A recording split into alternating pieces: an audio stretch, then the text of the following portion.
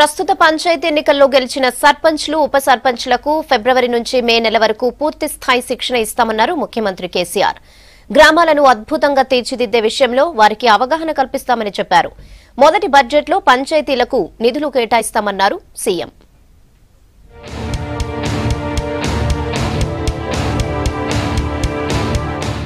గ్రామాల సమగ్ర వికాసానికి పాటుపడే ఉద్యమకారులుగా సర్పంచులు మారాలన్నారు సీఎం కేసీఆర్. కొత్త సర్పంచులు, కొత్తగా నియామకమయ్యే పంచాయతీ కార్యదర్శులు కలిసికట్టుగా గ్రామాల అభివృద్ధికి కృషి చేయాలన్నారు.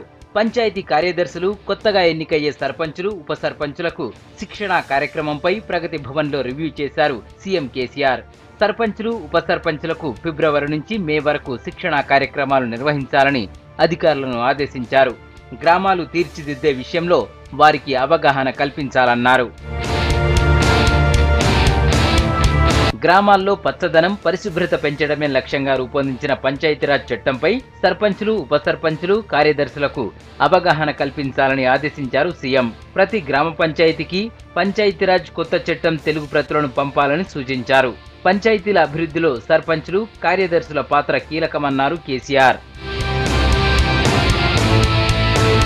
గ్రామ పంచాయతీలకు నిధులు, బాధ్యతలు అప్పగించే విషయంలో కొంత ఆలస్యం తప్పడం లేదన్నారు కేసీఆర్. ప్రస్తుతం పంచాయతీ ఎన్నికలు జరుగుతున్నాయని, ఇదే సమయంలో కేంద్ర ప్రభుత్వం ఓటాన్ అకౌంట్కు పోయే అవకాశం ఉందన్నారు.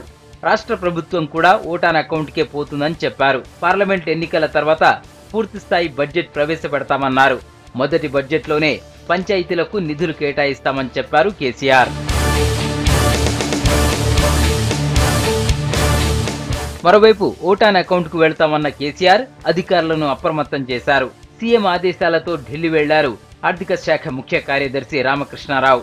కేంద్ర ఆర్థిక శాఖ కార్యదర్శితో సమావేశం కానున్న రామకృష్ణారావు రాష్ట్రానికి రావాల్సిన పెండింగ్ నిధులపై చర్చించనున్నారు.